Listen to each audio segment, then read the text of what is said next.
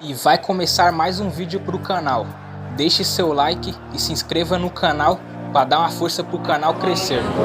Gostaria de repente você começasse falando um pouquinho, sobre o Spinoza. Eu sei que você esteve no velório, falou sobre esse assunto também. Como é que está, retomar como vocês trabalharam hoje, feito aberto de novo para a gente. Queria que você falasse um pouquinho sobre essa situação para depois a gente entrar no assunto. Ontem no velório eu tive a oportunidade de dizer, vou repetir aqui as minhas palavras, ou seja, não vou repeti-las, acho que não cabem palavras em momentos como esse. Mas a grande lição que o Spinoza deu para o mundo do futebol foi de que é possível ser vitorioso, sim, com dignidade, integridade, e caráter. Foi um vitorioso, mais do que vitorioso do futebol, vitorioso da vida, o campeão da vida. E isso é muito mais do que apenas ganhar títulos. Então, acho que nós temos uma responsabilidade grande. Na apresentação dele, ele falou que gostaria de ver de novo o placar do Maracanã botando o Botafogo campeão, como ele conseguiu. E acho que é uma luta de todos nós, nesse grande clube.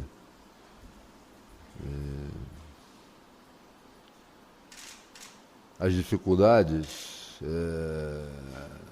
são sempre possíveis de serem superadas. A única chance das coisas não poderem acontecer é exatamente o fato de a gente ter perdido essa grande figura, um ídolo do clube do Botafogo, e que a gente possa sempre, ao longo toda a temporada, pensar que não é uma vaia da torcida, não é um momento ruim no jogo, não é uma derrota que vai nos fazer perder a coragem de fazer coisas. Ele foi sempre um corajoso e é isso que nos deixa. E falando um pouquinho, então, sobre esse trabalho, vocês domingo estreiam na Taça Rio. Eu queria saber o que você está pensando para essa partida. O Honda conseguiu visto de trabalho, mas está fora porque ainda não está regularizado. Existe essa possibilidade do Cortez começar mesmo entre os 11? A situação do Honda, para mim, é normal, porque eu vivi no Japão, sei das dificuldades em relação a visto de trabalho. Quando é ao revés, é a mesma coisa, ou seja, nós, quando vamos para lá, também é um processo complexo, não é fácil, isso tem a ver com a cultura deles. Já sabíamos que dificilmente poderíamos contar com ele. O Cortez já está em condições de jogo também, é uma opção, o que eu posso dizer para você, é uma opção bem viável, Nós estamos ainda a aproveitar o dia de hoje e de amanhã para fazer alguns ajustes ali. E esses ajustes têm a ver realmente com a equipe que irá iniciar, que não vai ser muito diferente daquela que iniciou contra o Náutico. Nada.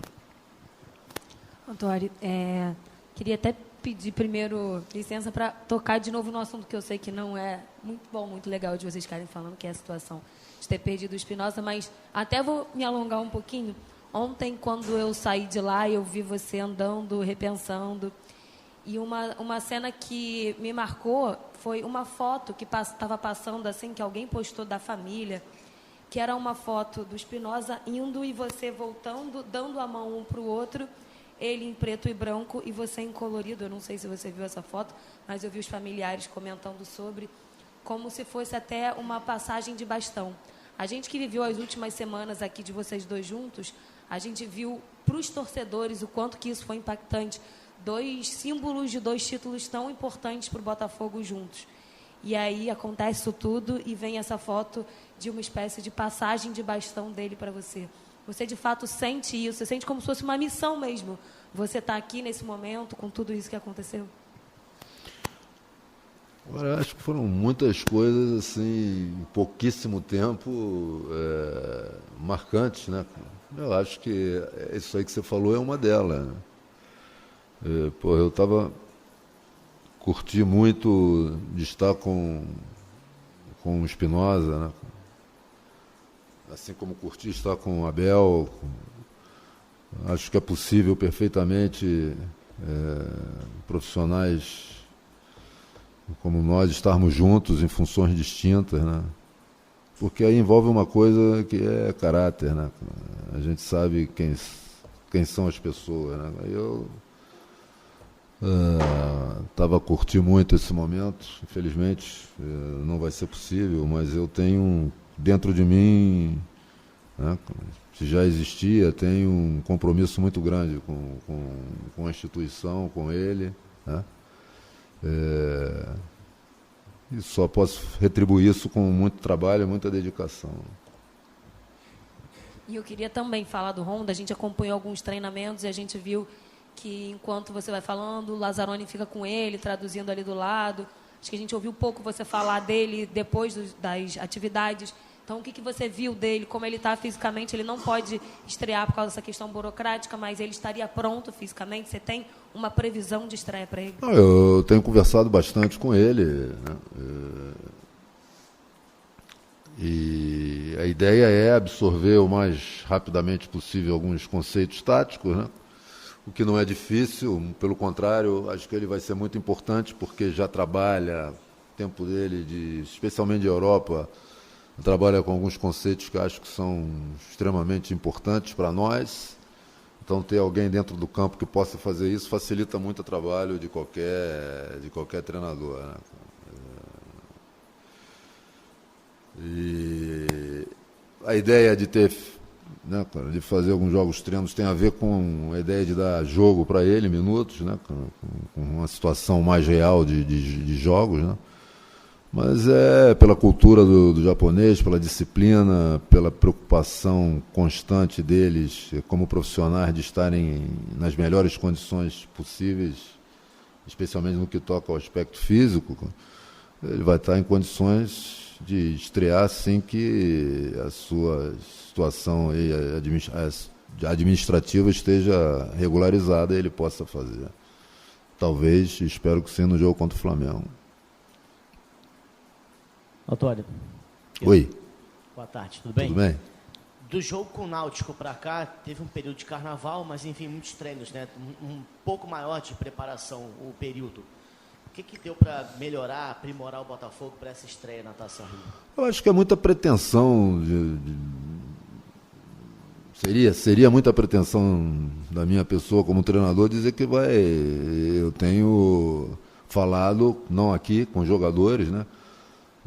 Da importância daquilo que eles sentem, que conseguiram de forma consciente, ou seja, sólida, pegar do Valentim e dar continuidade a isso. Acho que é muito importante, porque toda hora quebra de processos, fica muito confuso para o jogador. Então eu acho que eu estou apto a dar continuidade àquilo de bom já existia e agregar, somar algumas coisas a mais, né?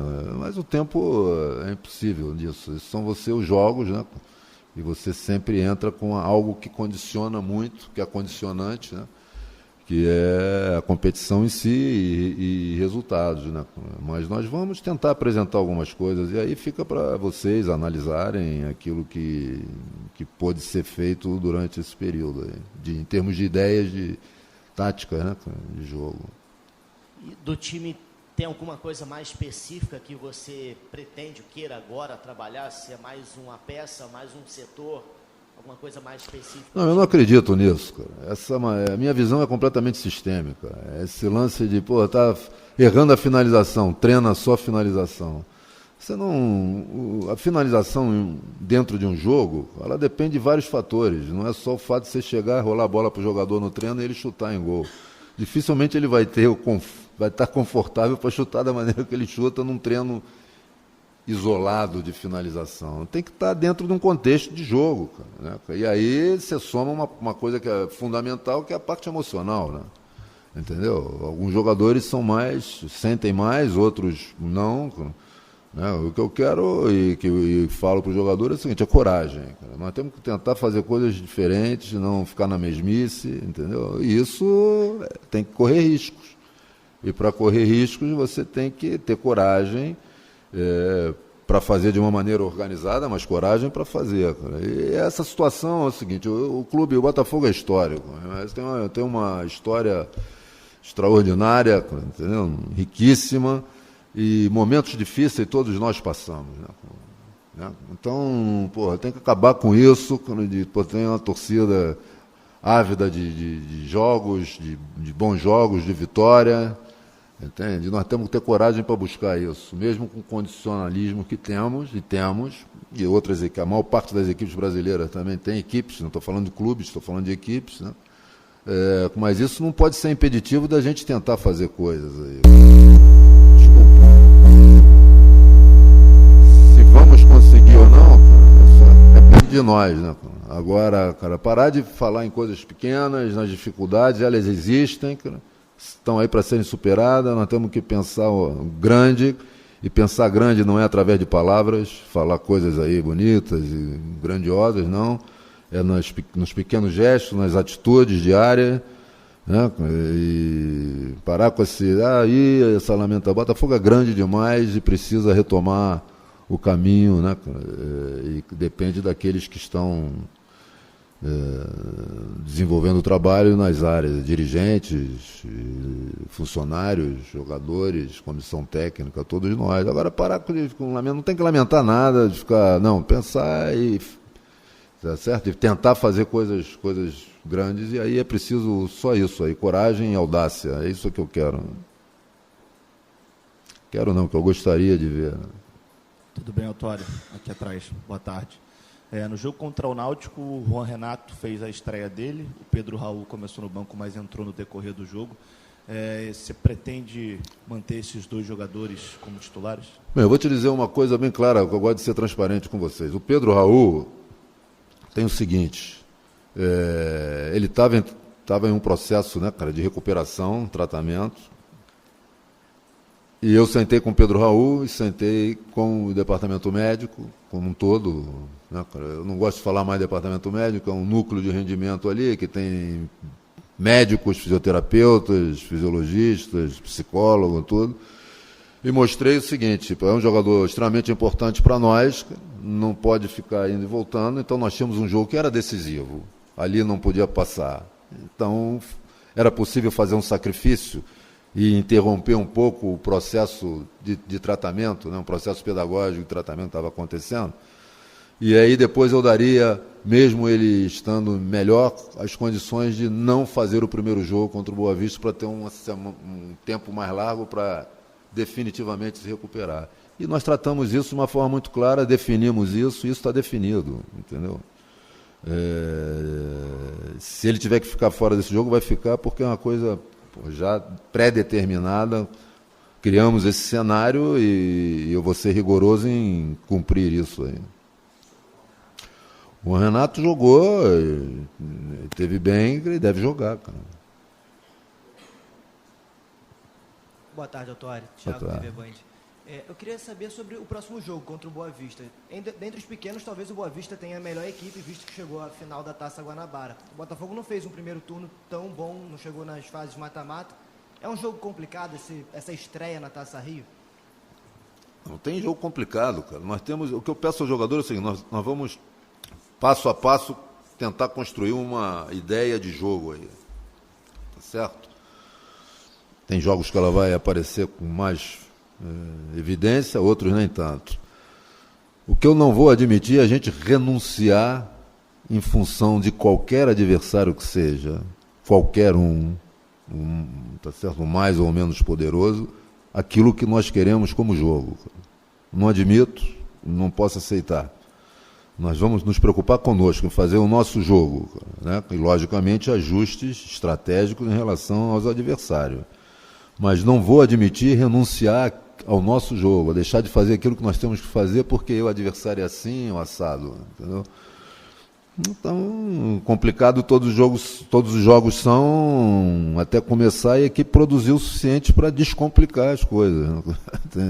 Tem momentos que a gente vai fazer isso da melhor maneira e outros nem tanto, mas o importante é não renunciar nunca àquilo que nós queremos, é um jogo não vou rotular que tipo de jogo é esse, porque eu já falei aqui na minha apresentação, acho absurdo acho até hipocrisia quando se fala tanto em preservar e falar em diversidade, você está entendendo? Na pluralidade das coisas. E hoje a ditadura, quase que uma imposição de se jogar só de uma maneira. Cara. O futebol sempre foi interpretado de diversas maneiras.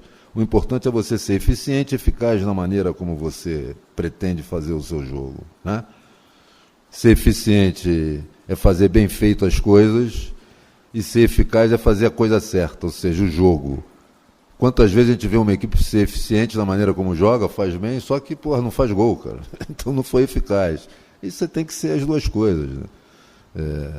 É fácil falar, né? Fazer é um pouco mais complicado. Perfeito. Falando sobre o Honda, alguns amigos já perguntaram sobre, mas eu queria saber um pouco sobre o entrosamento dele com a equipe, com você, o dia a dia, como tem sido esses primeiros momentos com o Honda. Acredito que o torcedor, claro, esteja ansioso para a estreia dele, mas como tem sido esse entrosamento dele com o elenco no dia a dia? O jogador japonês, eu tenho oportunidade de trabalhar com ele, né? Lógico que o Honda teve uma passagem excelente por Europa, né? E aí já alterou um pouco, né? Ganhou um lado profissional, cresceu muito em termos táticos e estratégicos, então é um jogador que vai ajudar muito dentro de campo com isso. Depois, é um jogador que joga para frente, né? Isso aí vai ficar claro, cara, de maneira simples e objetiva. Nos treinos isso já é possível de ver, os próprios jogadores comentam, então vai facilitar aquilo que nós queremos, é jogar com o objetivo de jogar sempre com os olhos postos no gol adversário, né? E ele é um jogador que tem essa característica muito clara, muito acentuada. Boa tarde, doutor.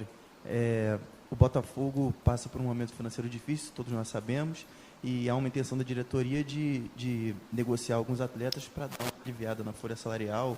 A gente até já noticiou sobre alguns jogadores importantes, como o Carlos, que podem sair, outros já estão aí num processo de negociação mais avançado para serem emprestados. Vamos combinar um negócio aí. Pode parar de falar de Carlos e Cícero sair. Cara. Tá. Eles estão aqui no grupo, cara, se amanhã ou depois... não é você não, estou falando geral. Vamos parar. Amanhã ou depois, se tiver que acontecer alguma coisa, vai acontecer. Eles estão no grupo, sou eu que estou falando e ponto final. Tá. Minha pergunta nem é sobre eles dois especificamente, é sobre o quanto você ainda enxerga que esse grupo pode mudar, como a diretoria está conversando isso com você, com a temporada já em andamento, né? Não, a minha ideia é o seguinte, eu vou ter que me alongar um pouquinho para vocês entenderem aquilo que eu penso do futebol. Acho que é o seguinte, é impossível se trabalhar o calendário brasileiro, o ridículo calendário brasileiro, faz com que as equipes enchem, ok? Os seus grupos de trabalho, né? Número de jogadores alto por causa de lesões, de cartões, você joga toda hora e você começa a colocar jogadores aí no grupo, né? Primeiro, que dificulta muito a qualidade do treino. Segundo, existem jogadores que ficam ao longo de uma temporada, de um ano ali, sem oportunidade necessária. Então, a minha cabeça vai muito além disso, cara. Eu acho que o futebol brasileiro tem que entender o seguinte, há um desperdício enorme de jogadores brasileiros até 21 anos. Você hoje lança jogadores com 18, 17 anos, 20, e imputa a responsabilidade deles decidirem. Se fazem 3 jogos ruins, a torcida já diz que não vale nada, a direção encosta, você está entendendo? Esse jogador se perde, daqui a pouco você vai vê-lo lá na Europa parecendo bem, ou em outro clube, e o cara passou por aqui. Então, como é que se trabalha isso aí? De uma maneira muito simples, cara. É com um grupo de acabar com o sub-20, sub-19 e criar sub-21, entendeu? Em que você vai ter o olhar interno para o clube, vários jogadores com qualidade, mas que ainda estão em desenvolvimento, que até 21 anos a gente considera o jogador em desenvolvimento, entende? E aí, pensar dessa maneira, você tendo um grupo sub-21 que possa disputar o Campeonato Brasileiro Sub-23, aí, aspirantes, como queiram dizer, são jogadores que estão dentro de uma mesma metodologia, você não precisa inchar a primeira equipe, o grupo de jogadores da primeira equipe com muitos jogadores, Porque quando você faz isso, 3, 4, 5 jogadores na temporada são muito pouco utilizados. Só são utilizados em uma emergência, cara, e aquilo gera um ônus para o clube no final do ano. Quando acontecer isso, situação emergencial, pum, você dá uma olhada para baixo, para o teu sub-21, busca um jogador que é teu e que está dentro do teu projeto esportivo e bota para jogar. Entende? Agora, isso é um processo para ser feito. Primeiro você tem que ter a ideia, depois coragem para fazer isso. E planejamento. Você está entendendo? Então, nós vamos pensar em caminhar para isso. Estamos longe disso ainda. Agora estou falando da nossa realidade. Estamos, entende? Porque por uma série de motivos, de razões que todos sabem da dificuldade do clube. Agora o clube está entrando dentro, quer entrar nesse caminho, e para isso estamos falando bastante, a direção está nos apoiando e entendendo muito, porque vamos construir as coisas em conjunto, refletir em conjunto, e refletir aquilo que é o futebol como um todo, e não apenas ficar com o olhar aqui e se esquecer de olhar o que se passa no contexto. Antônio, só para tirar uma dúvida, para a gente falar certo, sobre o Pedro Raul, você disse que é um planejamento, né, para ele voltar 100%, para evitar essa lesão de início de temporada. Contra o Náutico valia um esforço, que era um jogo decisivo, e exato, agora, né, tem o início de Taça Rio. Ou seja, para te clarear, eu troquei o primeiro jogo do Carioca pelo jogo do Náutico. Ele está fora ou deve ficar fora? Essa é a dúvida. Eu acho difícil ele ir para esse jogo, cara, muito claramente, mas não vou agora cravar aqui que amanhã ou depois aparece e vão dizer que eu levei vocês para um lado. Eu nunca vou fazer isso. Jogar vocês para um lado e fazer outra coisa. Eu acho isso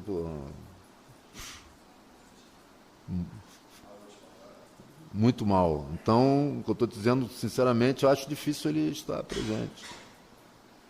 A última, mas na verdade são duas questões que eu quero tirar uma dúvida. Não sei se você pode falar também sobre esse assunto, sobre o Yaya, se tem alguma novidade, se as conversas continuam. Não, esse assunto está com a direção, aquilo que eu falei. Não é em relação ao Yaya, nem ao Ioiô, nem ao Yuyu, entendeu? Qualquer jogador, só vou falar dele quando se tornar realidade no clube, entendeu? Tá, e a outra questão que você, quando entrou, né, falou da questão da máscara, e que é um assunto que realmente está chamando atenção no mundo. Lá fora a gente já viu que em alguns centros de treinamento também os jogadores não estão nem se cumprimentando por conta do coronavírus. O Bayern de Munique pediu isso e evitar autógrafos e tudo. Aí eu queria ver como é que você está vendo toda essa situação, né? Teve o caso confirmado aqui no Brasil, como é que você está vendo essa situação? Bem, aí eu vou voltar a falar aquilo que eu falei sempre, né? Acho que o futebol é vida, então não pode fechar os olhos para isso, né? Não dá para pensar que isso é uma marolinha, como algum tempo atrás alguém falou e depois veio um tremendo tsunami. Estou falando em relação a outras coisas, né? Não sei se você lembra. É uma situação que está aí, quando você sabe, o continente europeu hoje já está com, né? A Itália, acho que me parece, é o país europeu mais afetado nesse momento. A coisa está a se espalhar, é impossível você fazer um controle rígido disso, de ida e vinda de pessoas, e nós temos que estar atentos aí, porque é algo que preocupa realmente, né? Aliás, não é só isso, né? O sarampo, que a gente sabe que está vendo, então uma série de situações aí. Valeu? Abraço. E é isso, galera. Esse aqui foi mais um vídeo. Deixe seu like e se inscreva no canal.